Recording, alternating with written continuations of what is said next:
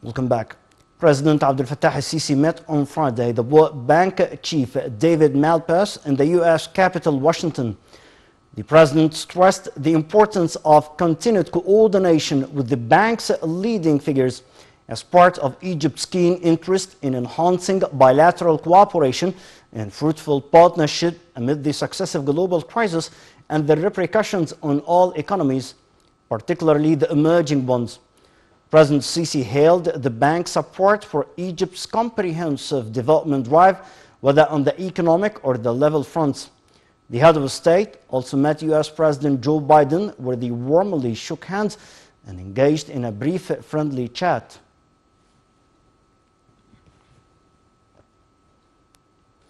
President Abdel Fattah al-Sisi voiced appreciation for the strategic ties binding Egypt and the United States and hailed the increasing activities of U.S. companies operating in Egypt. The president made these remarks as he took part in a dinner banquet held by the U.S. Chamber of Commerce at his honor, marking 100 years of establishing official ties between the two countries. The dinner included an open dialogue with the representatives of the U.S. business community who showed interest in expanding their activities in Egypt.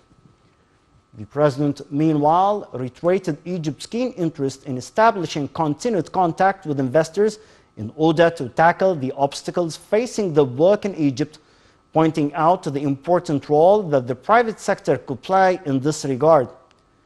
The attendees lauded the progress of Egypt's economic reform efforts, particularly the procedures taken to promote the investment atmosphere in the country.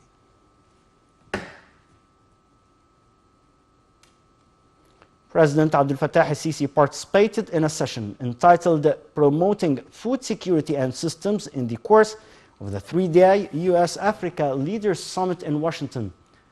Addressing the session, the president noted that the international statistics put leaders in front on their responsibilities, given the increasing number of people who suffer from a lack of food security, reaching 800 million people in 2022.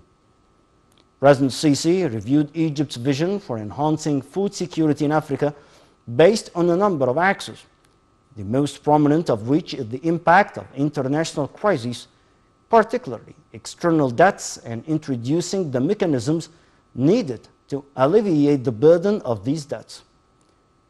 The president also asserted the significance of intensifying the agriculture investments in Africa in order to develop its production and storage capacity.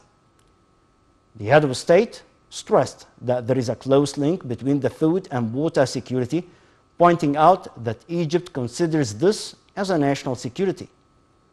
Sisi also called for establishing a legal framework to define the course of ties between the countries sharing water resources.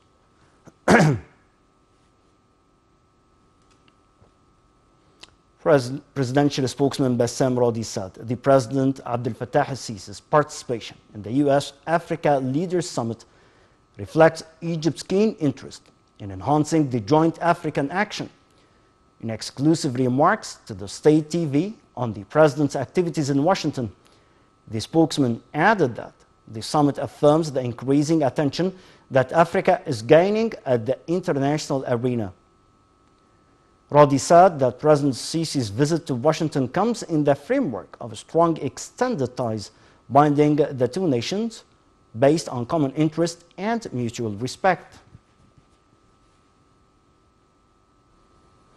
Back home, under the auspices of President Abdel Fattah al-Sisi, the Interior Ministry announced that the 23rd phase of We Are All One initiative will be extended to the end of the year nationwide. The initiative aims at providing various food and non-food commodities to citizens at low prices. The initiative has thousands of branches, including key super and hypermarkets nationwide, as well as more than 1,000 mobile and stationary outlets known as Aman kiosks.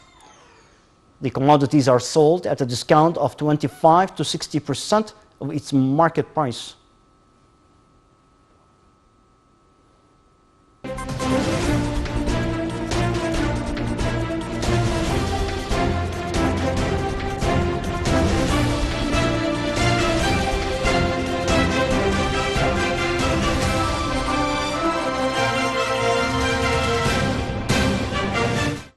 Welcome back. Economic news in full. The Cabinet's Information and Decision-Making Center on Friday said that Egypt was among the few countries achieving economic growth despite the repercussions of the coronavirus pandemic, thanks to the fruitful cooperation with the International Monetary Fund.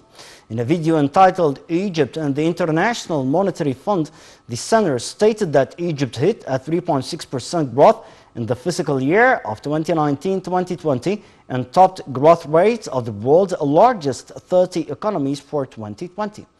The video showed Egypt regaining the confidence of the top credit rating agencies, Fitch, Moody's, and Standard & Poor's, which proved the national economy's resilience and flexibility for facing global challenges.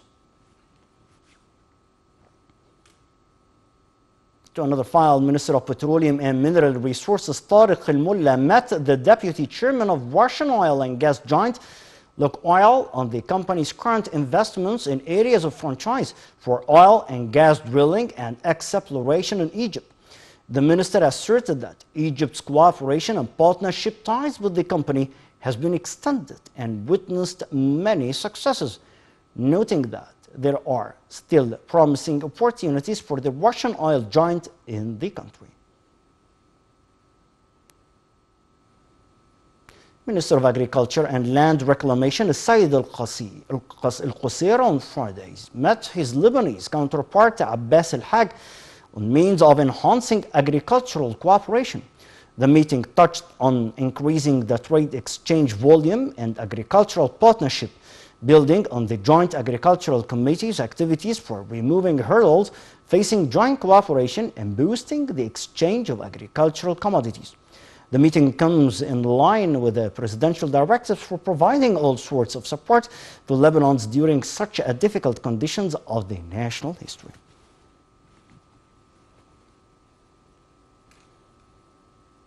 Chief of the Suez Canal Economic Zone Walid Gamal al-Din and the Chinese ambassador in Cairo on Friday launched an experimental operation of a new production line for fiberglass at an industrial area of China. The Egyptian-Chinese project consists of 3 production lines of fiberglass with an annual productive capacity of 250,000 tons, a workforce of 1,500 workers, and at an investment value of $1,600 million. The project gained momentum after its exports placed Egypt among the world's top fiberglass exporting and producing countries.